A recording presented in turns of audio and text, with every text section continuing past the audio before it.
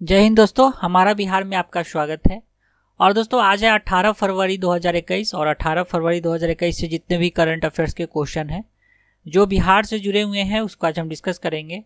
और दोस्तों 17 फरवरी का वीडियो अपलोड नहीं हो सका क्योंकि रिकॉर्डिंग में बहुत दिक्कत हो रहा था और बगल में आप लोग जानते हैं सरस्वती पूजा का आयोजन चल रहा था बगल में, और जिस कारण बहुत ही लाउडली वहाँ पे साउंड बॉक्स बजाया जा रहा था, जिस कारण रिकॉर्डिंग हम कर नहीं पाए, तो एक दिन का वीडियो मिस हो गया। ठीक है, तो चलिए कोई बात नहीं, आने वाले वीडियो में सारा समायोजन कर दिया जाएगा जितने भी प्रश्न बनेंगे करेंट अफेयर्स का। ठीक है, तो दोस्तों इस वीडियो का अगर आप पीडीएफ डाउनलोड करना चाहते हैं तो हमारे टेलीग्राम चैनल से डाउनलोड कर सकते हैं। टेलीग्राम एप्लीकेशन में सर्च कीजिए हमारा बिहार एचबी और चैनल को ज्वाइन कीजिए। वहाँ पे आपको सारे दिन का पीडीएफ हिंदी और इंग्लिश दोनों लैंग्वेज में मिल जाएगा। साथ ही दोस्तों इस एपिसोड के लास्ट में मैंने रिवीजन का 2 प्रश्न रखा है जिसका आंसर आप लोग को कमेंट बॉक्स में देना है, तो लास्ट तक बने रहिए। तो चलिए शुरू करते हैं। तो दोस्तों आज का पहला प्रश्न है, ठीक है, हाल ही में भूकंप आया है, पटना के लोग भूकंप को फील किए हैं। ठीक है, तो भूकंप से प्रश्न बन रहा है, तो हाल ही में बिहार में पहली बार भूकंप का केंद्र बना है। ठीक है, ठीक है, जो एपिक सेंटर था ये भूकंप का, ये बिहार में ही था और पहली बार ऐसा हुआ है कि बिहार में भूकंप का केंद्र बना है। तो बिहार में कितने भूकंप जोन आते हैं? ठीक है, तो बिहार में 3 भूकंप जोन है। ठीक है, डी ऑप्शन इसका सही हो गया। चलिए नीचे देखते हैं कौन कौन सा जोन है। तो भारत के भूकंपीय खतरे के मानचित्र के अनुसार बिहार सेस्मिक जोन 3, 4 और 5 में स्थित है। ठीक है, जिसके कारण भूकंप की अधिक संभावना है यहाँ पे। जोन 5 में अररिया, ठीक है, उसके बाद मधुबनी, सीतामढ़ी, सुपौल और दरभंगा जैसे जिले हैं। दक्षिण पश्चिम जिले जैसे हो गया औरंगाबाद, भोजपुर, रोहतास, नवादा, कैमूर, गया और जहानाबाद जो है ये जोन 3 में आता है। ठीक है, और पटना सहित बिहार के शेष भाग जो है ये जोन 4 में आता है। राज्य में लाखों लोगों के जीवन पर विनाशकारी प्रभाव के कारण भूकंप देखे गए हैं और 1934 के भूकंप में 10,000 से अधिक लोगों की मतलब क्षति हुई थी।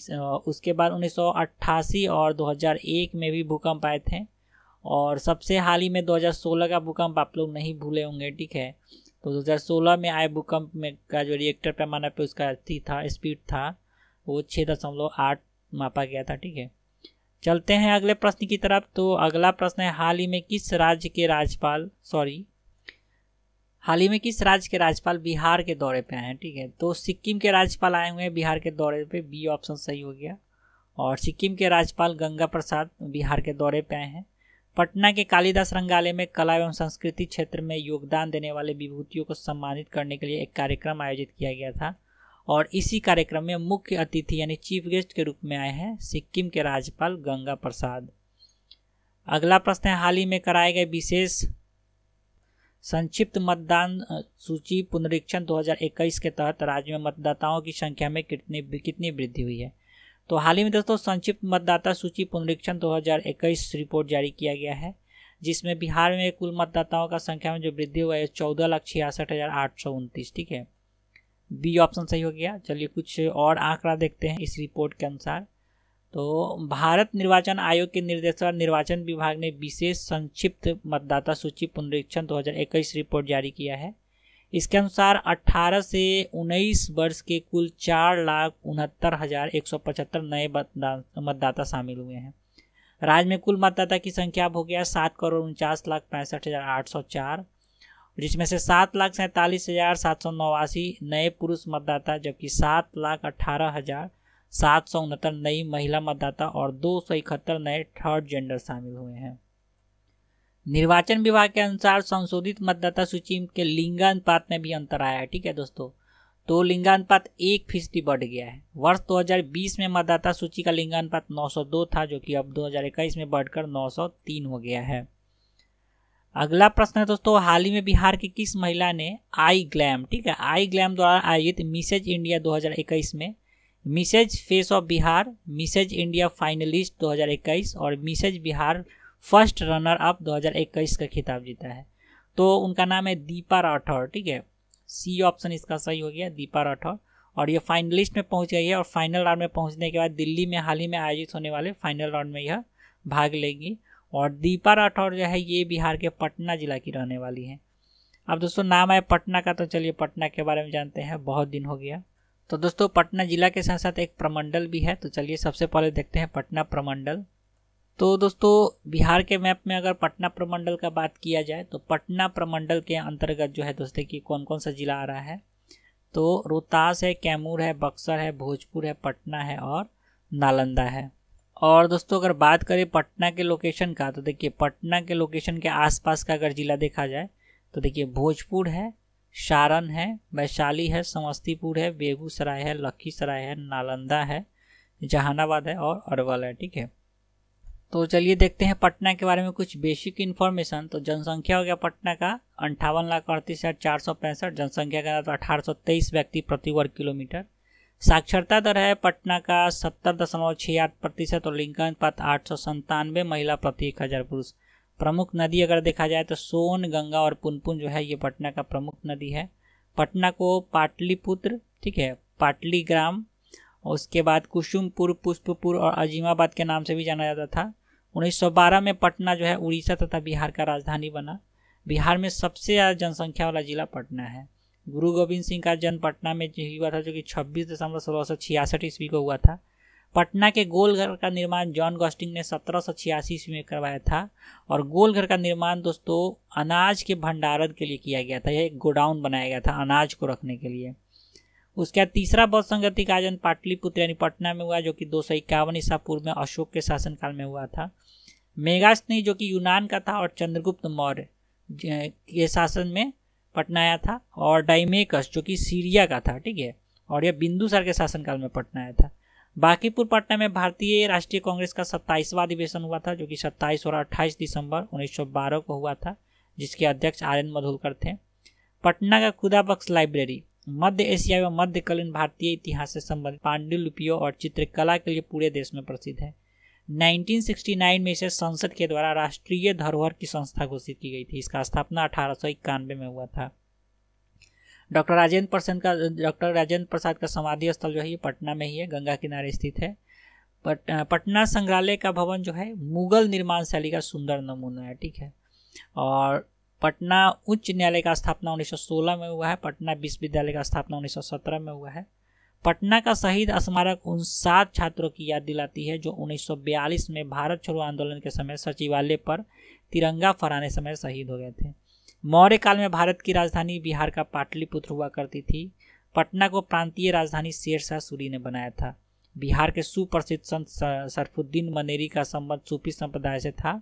उनका जन्म 1562 ईस्वी में मनेर में हुआ था, जो कि अभी पटना में ही है। उनका मृत्यु 1377 ईस्वी में बिहार शरीफ में हुआ था, जो कि नालंदा में है। तो पटना से इतना सारा इन्फॉर्मेशन आ रहा है निकल के।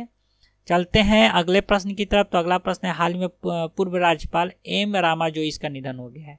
तो वे बिहार के कौन से नंबर के राज्यपाल थे? तो 27वें राज्यपाल थे, ठीक है। ये ऑप्शन इसका सही हो गया। और इमेज में देख सकते हैं यही है M रामा जोईस जी, ठीक है। पंजाब और हरियाणा उच्च न्यायालय के मुख्य न्यायाधीश के रूप में भी कार्य कर चुके हैं। बिहार के राज्यपाल के रूप में उनका कार्यकाल जो था ये 12 जून 2003 से 5 नवंबर 2004 तक था। बिहार के प्रथम राज्यपाल थे जयराम दास दौलत राम, जिनका कार्यकाल 15 अगस्त 1947 से 11 जनवरी 1948 तक था। बिहार के प्रथम मुस्लिम राज्यपाल जो थे ये डॉक्टर जाकिर हुसैन थे। इनका कार्यकाल 6 जुलाई 1957 से 11 मई 1962 तक था। अब निधन से आया है, तो चलिए निधन से कुछ करेंट देख लेते हैं। तो हाल ही में देश के जाने माने इतिहासकार डॉक्टर जटाशंकर झा का निधन हो गया है। उनका जन्म मधुबनी जिला के में 22 अगस्त 1926 को हुआ था। वे मिथिलांचल की पहली पीढ़ी के ऐसे व्यक्ति थे जिन्होंने अंग्रेजी शिक्षा ली थी। और हाल ही में जाने माने अर्थशास्त्री, समाज विज्ञानी और एशियन डेवलपमेंट रिसर्च इंस्टीट्यूट के संस्थापक डॉक्टर सहवाल गुप्ता का निधन हो गया है। डॉक्टर सहवाल गुप्ता का बिहार विधानमंडल में पेश होने वाले आर्थिक सर्वेक्षण रिपोर्ट के तैयार करने में विशेष भूमिका रहती थी। अगला प्रश्न है, राज्य में नैनो मार्केट कहाँ स्थापित किया जाएगा? तो दोस्तों नया कॉन्सेप्ट आया है वो नैनो मार्केट का, ठीक है। तो ये नैनो मार्केट जो स्थापित किया जाएगा राज्य में जितने भी नेशनल हाईवे उसके किनारे में स्थापित किया जाएगा। ए ऑप्शन इसका सही हो गया। तो दोस्तों चलिए देखते हैं क्या है ये नैनो मार्केट, ठीक है। तो सफ़र के दौरान यात्रियों को अब खान पान की बेहतर सुविधा मिलेगी। खरीदारी के लिए सड़क से उतरकर कहीं दूर जाने की जरूरत नहीं होगी, ठीक है। राज्य में नेशनल हाईवे के किनारे नैनो मार्केट स्थापित किया जाएगा, जिसके अंतर्गत restaurant, ATM, craft shop, dhaba से लेकर बच्चों के खेलने की भी व्यवस्था होगी। और लोगों को यह सुविधा देने के लिए सड़क एवं परिवहन मंत्रालय के बिहार के अधिकारियों ने कवायद शुरू कर दी है, ठीक है। और नेशनल हाईवे के किनारे हर 40 से 60 किलोमीटर की दूरी पर नैनो मार्केट का व्यवस्था किया जाएगा। अगला प्रश्न है दोस्तों, हाल ही में वर्ष 2011 के जनगणना के अनुसार राज्य का शहरी साक्षरता दर क्या है? तो राज्य का शहरी साक्षरता दर है दोस्तों 76.9%। सी ऑप्शन सही हो गया। कैमूर जिला की शहरी आबादी सबसे अधिक साक्षर है, जहाँ की शहरी आबादी का साक्षरता दर 84.66% है, जबकि शिवहर जिला का शहरी आबादी सबसे कम साक्षर है, जहाँ पे शहरी आबादी का साक्षरता दर 65.10% है। अगला प्रश्न है, 2011 के जनगणना के अनुसार बिहार में शहरी आबादी कुल आबादी का कितना प्रतिशत है? तो दोस्तों शहरी आबादी जो है ये कुल आबादी का 11.30% है। डी ऑप्शन सही हो गया। 2011 की जनगणना के अनुसार बिहार में ग्रामीण आबादी कुल आबादी का जो है 88.70% है। बिहार में 1911 से 1921 में जनसंख्या में कमी अंकित की गई है, ठीक है। यानी 1911 से 1921 के बीच को जो जनगणना हुआ था उसमें कमी अंकित की गई थी, यानी कमी रिकॉर्ड किया गया था। वर्ष 2001 से 2011 के दशक में बिहार में जनसंख्या में 25.4% की वृद्धि हुई है। यह देश की जनसंख्या वृद्धि से अधिक है। बिहार में कुल जनसंख्या में 1/3 भाग कार्यशील जनसंख्या के अंतर्गत आता है। तो दोस्तों ये था इसका करंट अफेयर्स। चलते हैं रिवीजन की तरफ। तो रिवीजन का पहला प्रश्न था, हाल ही में किस छात्र को एक दिन के लिए राज्य का निःशक्तता आयुक्त बनाया गया है? तो अनुभव राज को। ए ऑप्शन सही हो गया। दूसरा प्रश्न था, हाल ही में राज्य में निम्न कार्बन उत्सर्जन विकास के लिए नई दिल्ली में बिहार राज्य प्रदूषण नियंत्रण परिषद ने किसके साथ एक समझौते ज्ञापन पर हस्ताक्षर किया है? तो संयुक्त राष्ट्र पर्यावरण कार्यक्रम। सी ऑप्शन सही हो गया। तो पिछले एपिसोड का सही उत्तर हो गया ए और सी। आज का रिवीजन का प्रश्न है, हाल ही में बिहार के किस व्यक्ति को मलखम्ब फेडरेशन ऑफ इंडिया के संयुक्त सचिव के रूप में नियुक्त किया गया है? और आज का दूसरा प्रश्न है, हाल ही में जलवायु परिवर्तन पर विश्व का पहला भोजपुरी पॉडकास्ट कहाँ शुरू किया गया है? तो इस दोनों प्रश्न का उत्तर आप लोगों को कमेंट बॉक्स में देना है। तो चलिए दोस्तों आज के लिए इतना ही, मिलते हैं कल फिर एक नए एपिसोड के साथ। तब तक के लिए जय हिंद, जय बिहार।